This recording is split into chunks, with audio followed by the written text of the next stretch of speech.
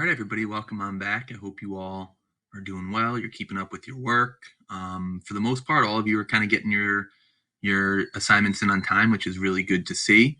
I know last week I kind of spoke with you all about some issues with Schoology. We made some adjustments to the calendar, and I hope that's working out well for some of you.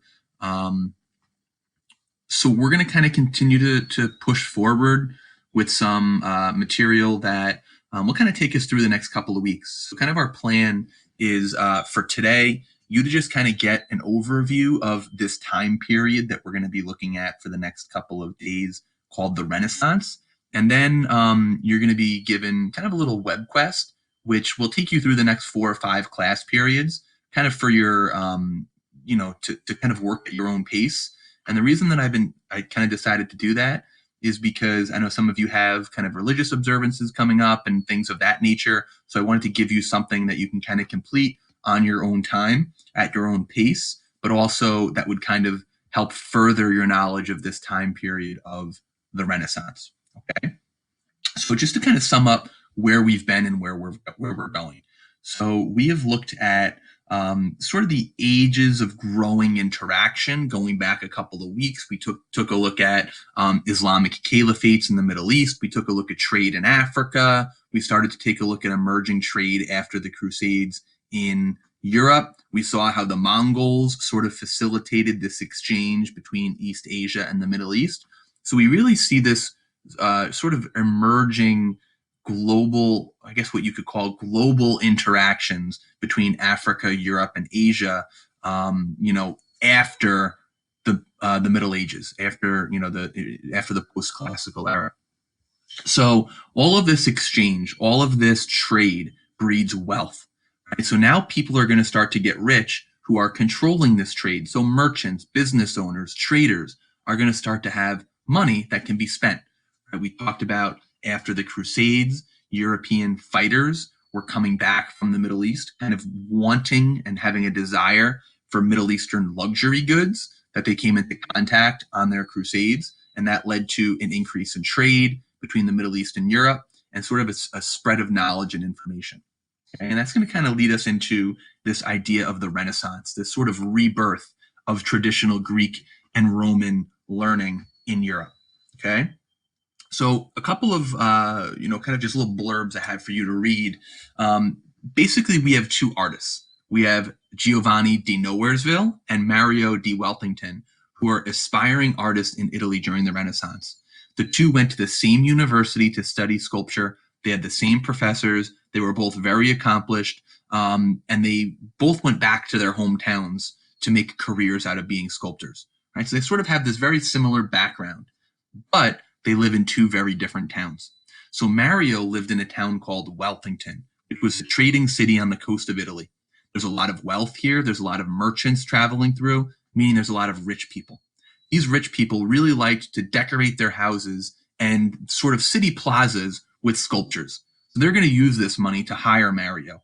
Mario's going to become an apprentice or sort of, like an intern of one of the artists who was hired by wealthy merchants and bankers. So they're going to pay Mario and pay his artist, friends to make these sculptures and to put them in their houses and put them in their cities. Okay. While Giovanni lived in a town called Nowheresville, which is a small farming town far from the coast. Most people are farmers. So when Giovanni returned, he got a job as a farmer and was able to do his sculpting profession in the evening. Okay. It took him years to finish a sculpture because he couldn't do it full time. And when he tried to sell it, nobody in town had extra money to spend on it because they're all poor farmers. So the question that I want you to consider is, why did Mario become a successful artist, but Giovanni didn't? And I think you can kind of see where we're going with this. And a lot of it has to do with location. Mario is equally as talented as Giovanni. They went to the same schools. They had the same sort of education, but they both lived in very different locations. Mario lived in a very advantageous place for selling art, while Giovanni did not. So we're going to start to see cities like the fictional one that Mario lived in are going to become centers of art and centers of learning as people are going to move to cities to create sculptures, to create paintings that they can sell to these wealthy trading merchants. Okay? So we're going to be taking a look at this age of the Renaissance, which is going to be an age of rebirth in art and learning and really individual thought. So one thing I want you to think about before we get going is these individuals that I have on the board here for you. Okay? The Ninja Turtles are named after key figures from the time of the Renaissance. Kind of just a little fun fact there. We've got Raphael, Michelangelo, Donatello, and who's the other one? Raphael, Donatello, Michelangelo, and Leonardo. There you go. So those are the Ninja Turtles are named after famous Renaissance artists. That's just kind of a little bit of a fun fact there for you. I almost just blanked out on my Ninja Turtles knowledge there. So a couple of key connections to help you understand this time of the Renaissance, this time of really interaction centered in Italy. So after the fall of the Roman Empire, we talked about the Middle Ages. Western Europe lacked political unity. This was the time of feudalism, right? We had a lot of people living on manors. There was a lot of fighting. There was a lot of constant invasion. So as a result, there was little trade outside of the manor. So all of the wealth was held by the nobles, the people who owned the land, right? War and disease is going to prevent growth. And that's going to really start to change as we get into the 1400s, into the age of the Renaissance. Okay? The Renaissance means rebirth. This was a time of rebirth in art and learning, and it's really going to begin in northern Italy, as you're going to look at today, as a result of this increased trade with the Ottoman Empire and Middle Eastern civilizations. So cultural diffusion as a result of the Crusades combined with intellectuals fleeing after the collapse of Constantinople. So you looked at that last week. Constantinople was really the continuation of the Roman Empire, right? It was located in the Byzantine Empire, which was the Eastern Roman Empire.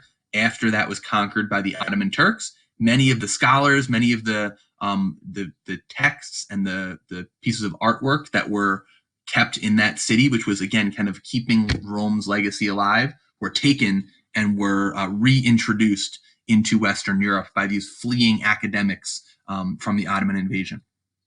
Okay? We will start to see increased trade with the Ottoman Empire that is going to sort of introduce new sort of ideas from the Middle East into Western European culture.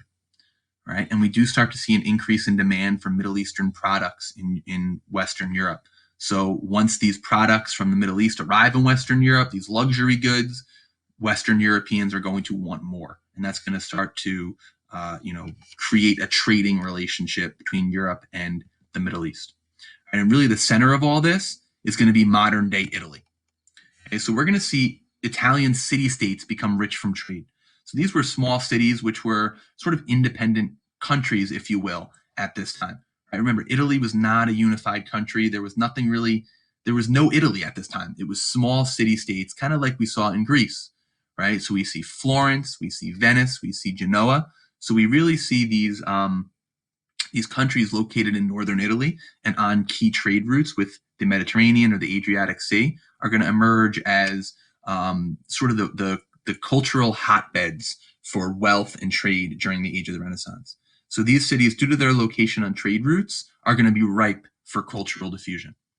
Right? So today you're going to be taking a look specifically at why the Renaissance began in Italy, why this area made it really, really good for cultural rebirth. Right? And we've been kind of looking at over the course of the year, sort of this interaction between geography and people. And this is another really good example. Right? We had taken a look at Constantinople being located on important trade routes, which made it an important city.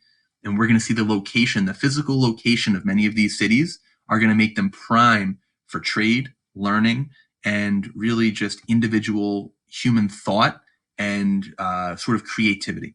So today you're going to be examining that. You're going to be taking a look at folder 6.1, and there's going to be a couple of documents there for you to look at that are going to kind of talk you through some of the advantages that Northern Italy had during this time of the Renaissance. Okay, so good luck with that. Please reach out to me if you have any questions or concerns. I'm always around via email. And you're going to be kind of looking at the Renaissance for the next couple of days. Right, so today you're looking at why it began here. And then for your web quest over the next few days, you're going to be taking a look at what was it? How did these ideas spread? What were some of the key ideas that are going to be taking place during the era that we refer to as the Renaissance? Okay. Reach out with any questions or concerns, and good luck.